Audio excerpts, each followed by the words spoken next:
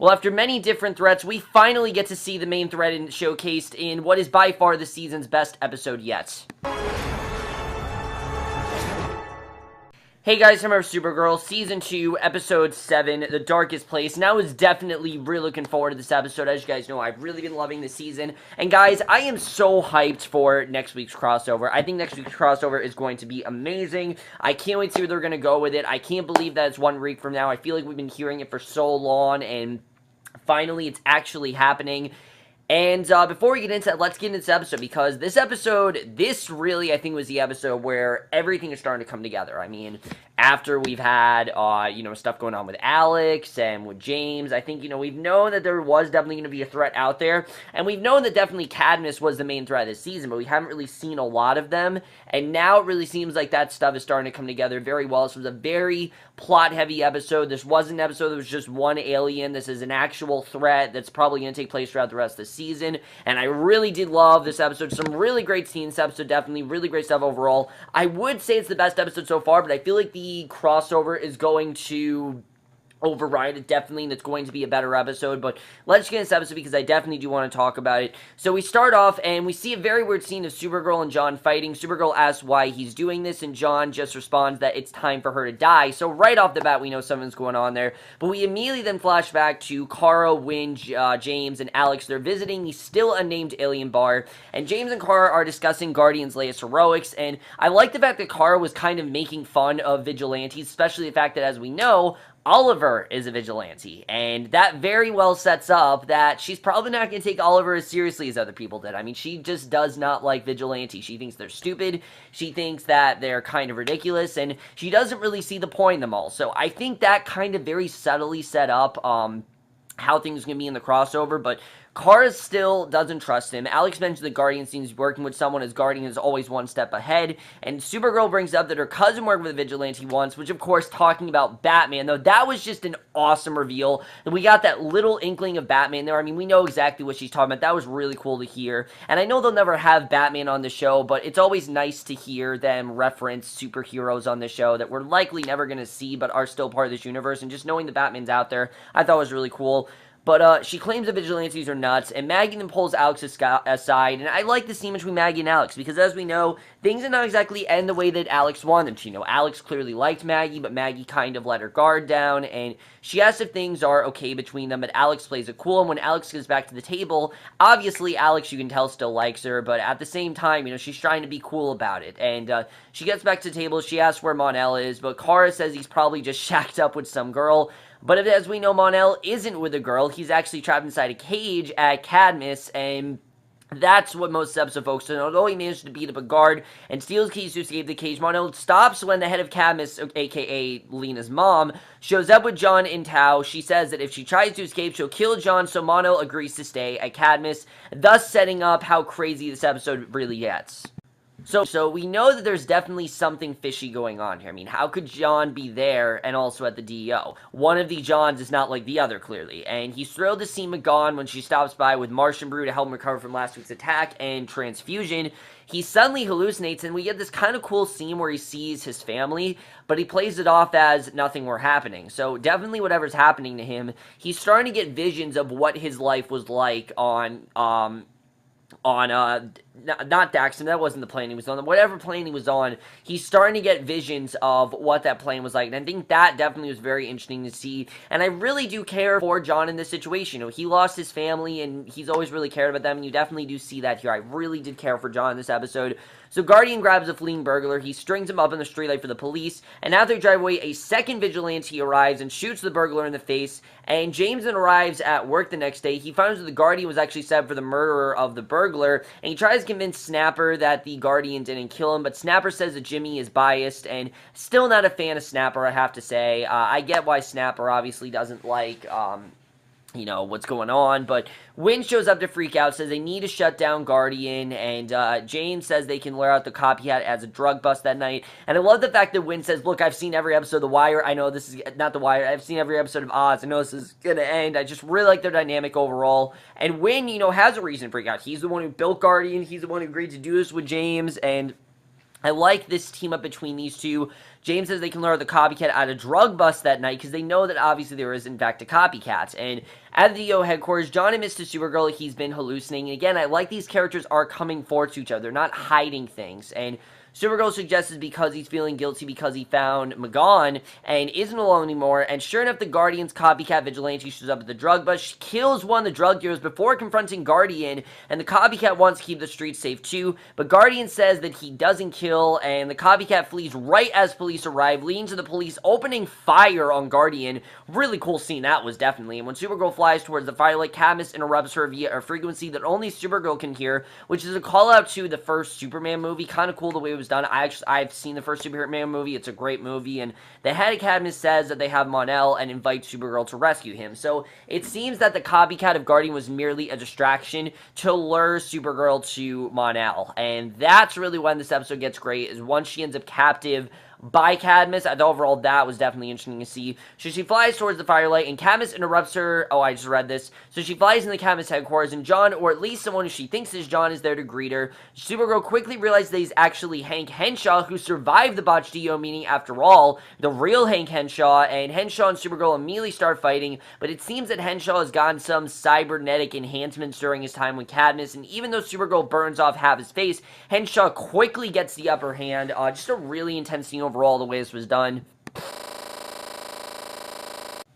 Asking Kara about the DO, because she knows that Kara's not there. She doesn't know why she's not there. Wynn says she's probably at Catco, and Wynn makes a comment about Guardian and how dangerous he is, and Alex susses out that Wynn is involved with Guardian and actually gets him to crack. She actually knows that he's hiding something. You know, Wynn does not really do a good job with hiding things, as we know, and I like that Alex isn't stupid. You know, she's able to find out that this was Wynn, and Alex threatens to call Kara, but Wynn convinces her to let James clear his own name. You know, this was clearly something that James came up with.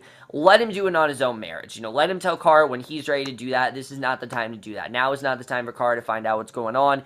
I completely understand that. I get why Wynn wants to keep this from Kara, especially with the knowledge of what Kara is going through and everything. Like, I get why he wants to keep this from her. So, Supergirl wakes up in the cage next to Mon-El. She can't escape because the bars are actually made from Nth metal, which this was definitely very interesting. And Alex asks Maggie to lay off Guardian. And when Maggie presses Alex for details, Alex snaps at her and says that they aren't friends because Maggie pushed her to come out and then rejected her. Remember, Maggie was the thing that made Alex realize who she really was. And I would make that argument that it's kind of both their faults, that I'm not saying that being gay is Alex's fault, because it's totally not. That's who she was. You know, she realized who she really was and what she really loved. It was a huge discovery for her.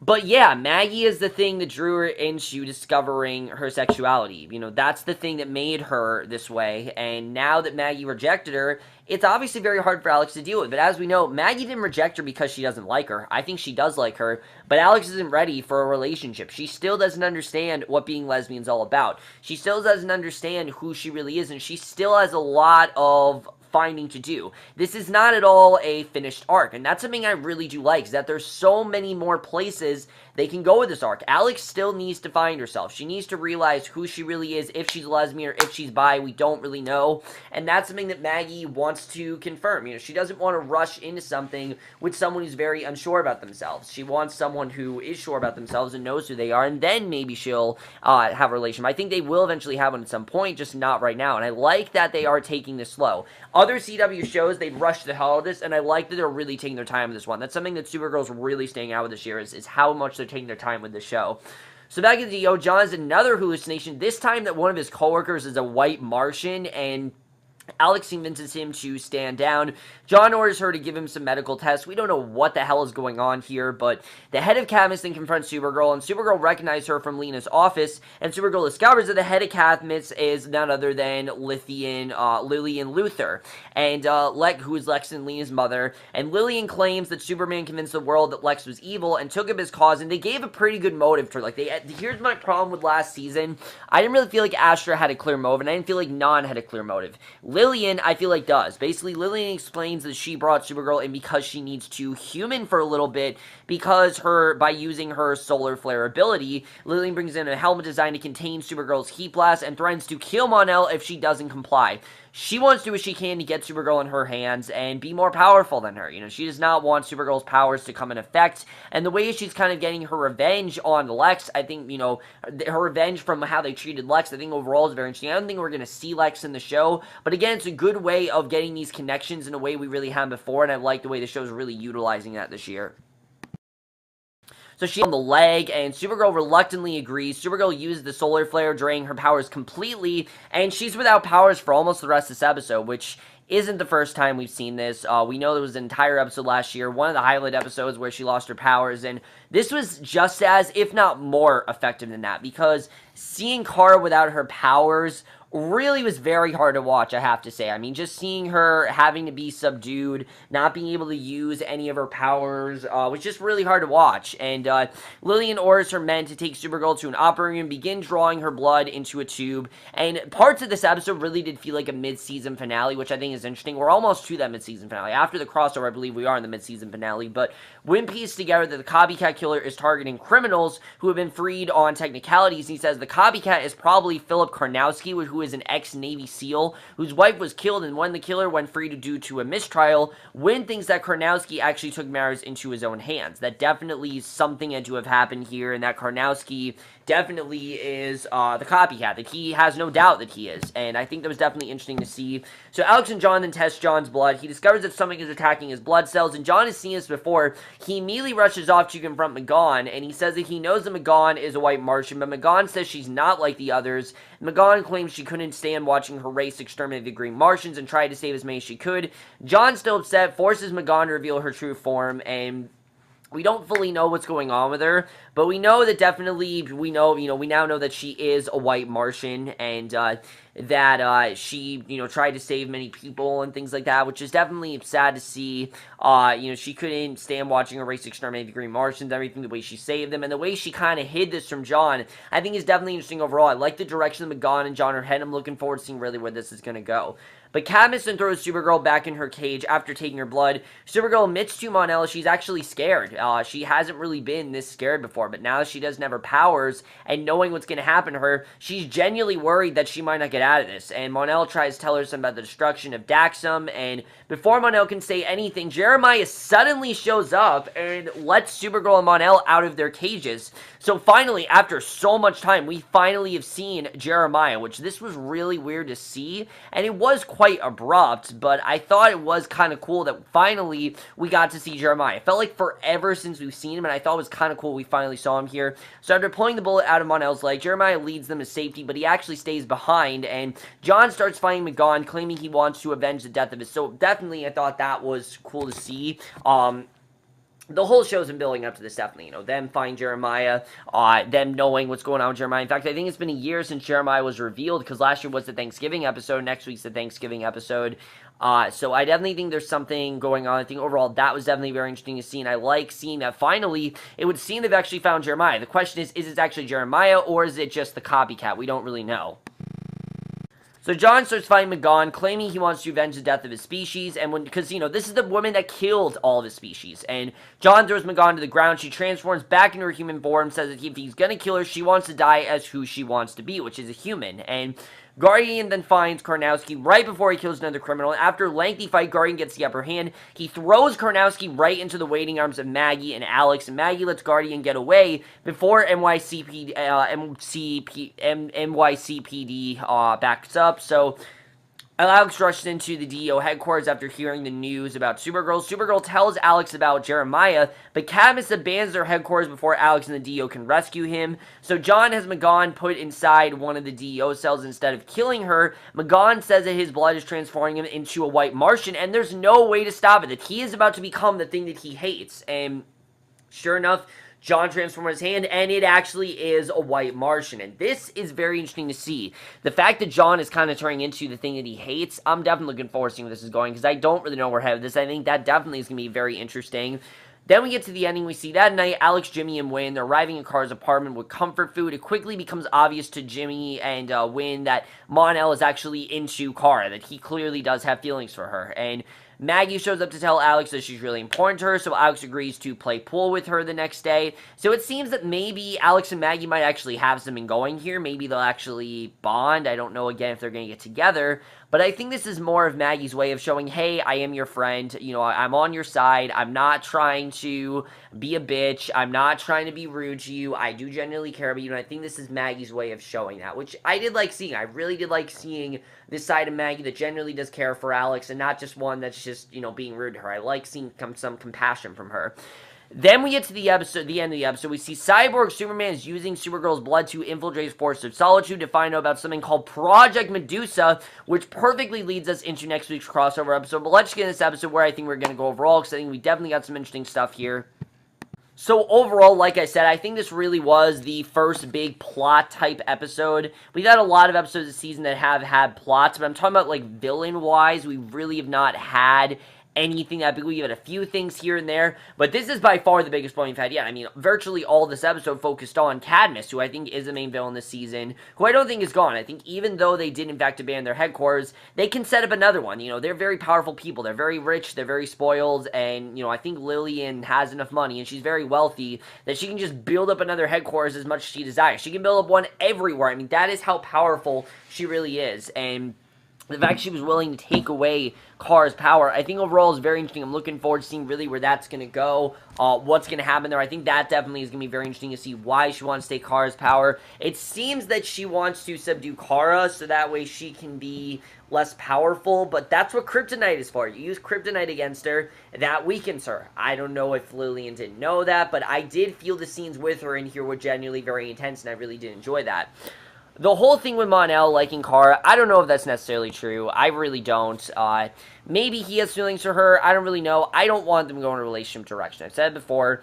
I think something this season has done well is it's shown that Kara really does not need a man. She can fight for her own. She doesn't really need a love interest. And I think the show is better off with her being single. I don't want Mon-El to be a love interest. If anything, I want him to be a brother to Kara, because I think that dynamic has been a lot of fun. So if he ends up being a love interest, I'm going to be quite upset, because I don't think that's where we're headed with Mon-El, and I don't think I really want that either. I just don't want to see these two be love interests. Just doesn't really seem like something that would make sense to me. So I don't really know if he likes her, but we'll have to see.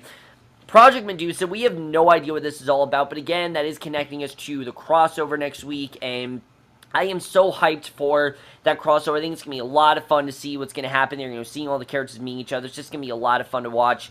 I like the way that Maggie is treating Alex, you know, with respect, and that she genuinely is caring for her. I like the direction that that's going. I think definitely there's some really good stuff going on there. And I think while Alex feels a little bit betrayed by Maggie, I think she knows that Maggie genuinely does care about her, and I like that overall. I like that Maggie, you know, has that compassion for Alex and seems to understand, you know, what Alex stands for. Just really good stuff there. I enjoyed their bonding in this episode overall. I thought that definitely was really good. Even though there wasn't a ton of bonding, I like that Maggie still tried to help her, and in the end, Alex did comply.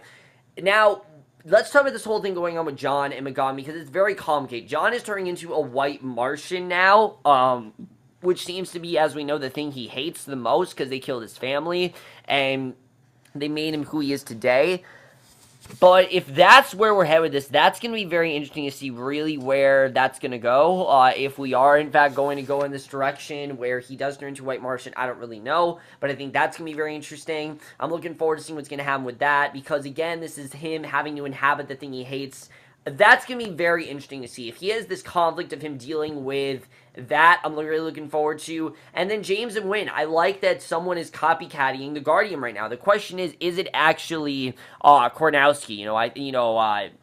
Wynn is under the impression that this is, in fact, Kornowski, that he was the one who did, that there really are no other suspects. But the question is, did he actually do it? Is that really the one doing it all? And also, is Jeremiah really alive? I mean, I don't know if Jeremiah is actually back. I don't know if that's actually him, or if that was just someone to bait them into thinking he's back. I really don't know. I think that definitely is going to be interesting to see. I know, of course, that we had that villain that could turn, we had that, that decoy, so I don't know if that ties in anything, but I just don't really know if Jeremiah is actually back. We'll have to see. It just seems like kind of an anticlimactic reveal. But overall, guys, really did love this episode. Really strong stuff there. I think we had some of the most intense scenes we've had in the show in this episode. I really did love it overall. We're only in episode 7, but we're already moving, and I cannot wait for next week's crossover. It's going to be something truly epic. I don't know what the story's all about. They've done a good job with not really telling us that, but I know that Kara ties into it heavily. Like, she's like the main part of all this, which makes sense because it starts on Supergirl. I don't really know how that's all going to tie in. We'll have to see, but we only have 2 episodes left for this half of the season, and then we go on break. But that's my review. Hope you enjoyed. Let me know what you guys thought of this episode overall. Are you looking forward to the crossover? I definitely am looking forward to it, and we'll see you guys in my next video, which will be for another movie review, and we'll see you guys for that. So, okay, bye.